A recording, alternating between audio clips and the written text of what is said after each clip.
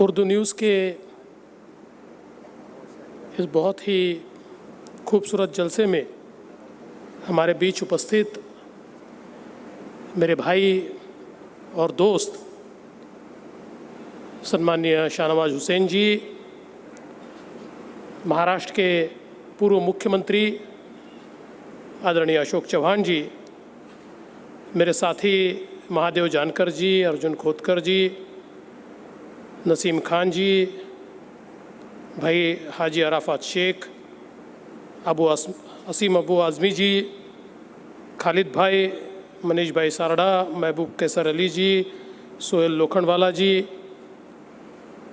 कृपा शंकर सिंह जी, भाई जगताप जी, अमीन पटेल जी, बाबा सिद्दीकी जी, वारिस पठान जी, सचिन सावंत जी, विशेष रूप से मंच पर उपस्थित अमेरिका के काउंसिल जनरल एडगर्ड कागन जी, मंच पर उपस्थित सभी महानुभाव, सामने उपस्थित सभी महानुभाव बहनों और भाइयों, मैं सबसे पहले उर्दू न्यूज़ को बहुत बहुत बधाई देता हूँ कि केवल मात्र 2 वर्षों में उर्दू न्यूज़ ने मुंबई में और महाराष्ट्र में एक अपनी पहचान बनाई है और लोगों के बीच अच्छी खबरों को, सही खबरों को, लोगों के दर्द को, उनके दुख को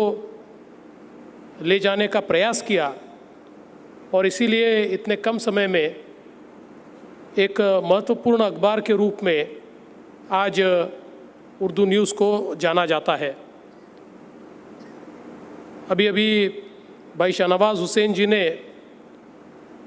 उर्दू ज़ुबान के बारे में बताया और मैं सच कहूँ तो ज़िंदगी में कई चीज़ें छूट जाती है और अपने को दुख भी होता है कि शायद ये कर लेते तो बड़ा अच्छा होता।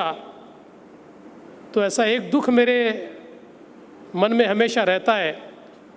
कि मैं उर्दू ज़बान सीख नहीं पाया। इतनी मीठी ज़ुबान शायद ही कोई होगी। जिस सलीके के साथ ये ज़ुबान बोली जाती है, जो खूबसूरती, जो ताकत इस ज़बान में है, मैं ऐसा मानता हूँ कि अपने आप में एक बड़ी ही अलग इस प्रकार की पहचान उर्दू ज़बान की है। और ख़ास अगर हम विचार करें तो शायद उर्दू ज़बान न आने वाले भी लोग उर्दू में जब शेर व शायरी को सुनते हैं, उसको याद करते हैं, उसको कई जगह बोलते हैं, उससे जो एक ताकत उनकी ज़बान को मिलती है, वो मैं ऐसा मानता हूँ कि वो ताकत इस उर्दू ज़बान की होती है। और मैं शाहनवाज जी के इस बात को भी मानता हूँ कि उर्दू ज़बान हमारे देश की ज़बान है और इस ज़बान को हमारे आने वाली पीढ़ियों तक पहुँचाने के लिए, इस ज़बान को ज़िंदा रखने के लिए और इसकी खूबसूरती सदियों सदियों तक लोगों को पता चले, इसलिए जो भी करने की आवश्यकता है, मैं महाराष्ट्र सरकार की ओर से आपको आश्वस्त करना चाहता हूँ कि निश्चित ही हम लोग उसके लिए जो भी आवश्यक चीज़ें होगी वो करेंगे। आज हम सभी जानते हैं कि महाराष्ट्र में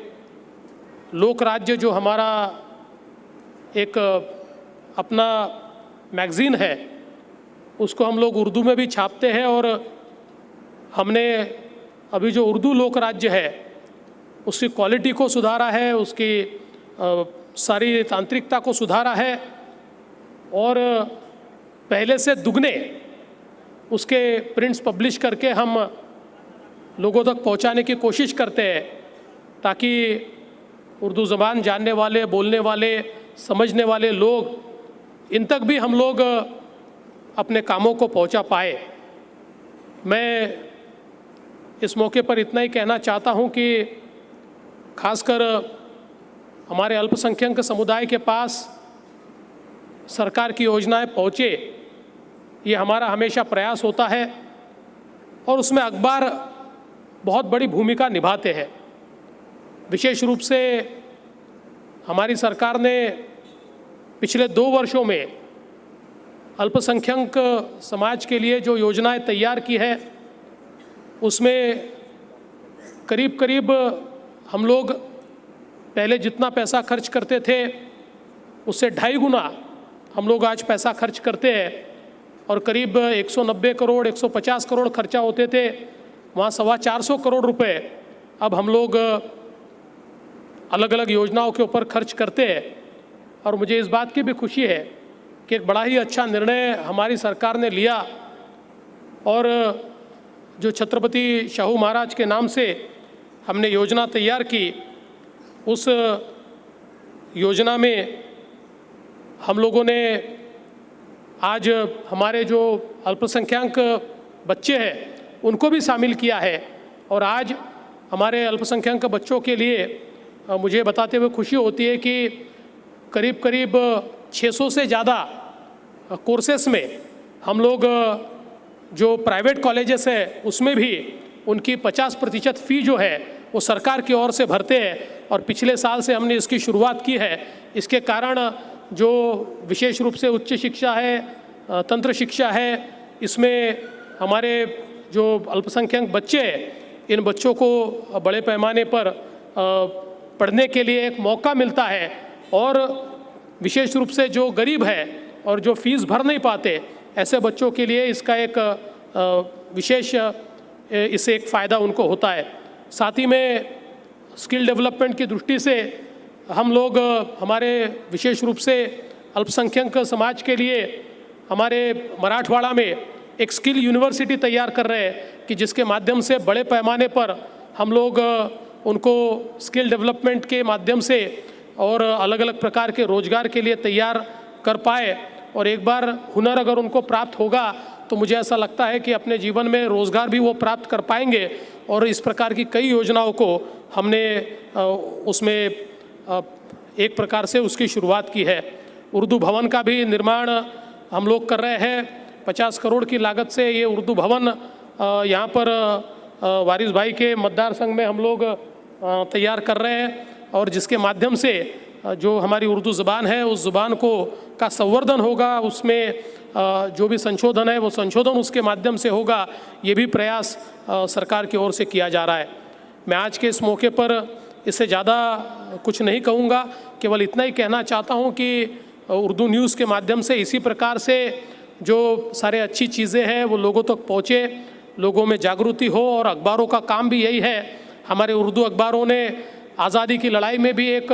बहुत अहम भूमिका निर्माण की और उस समय अंग्रेज़ों के खिलाफ एक जनमत तैयार करने का काम हमारे उर्दू अखबार करते थे। अब आज़ादी के बाद लोगों की जो अपेक्षाएं हैं उन अपेक्षाओं को संकलित कर, संगठित कर, उन अपेक्षाओं को सरकार तक पहुंचाना,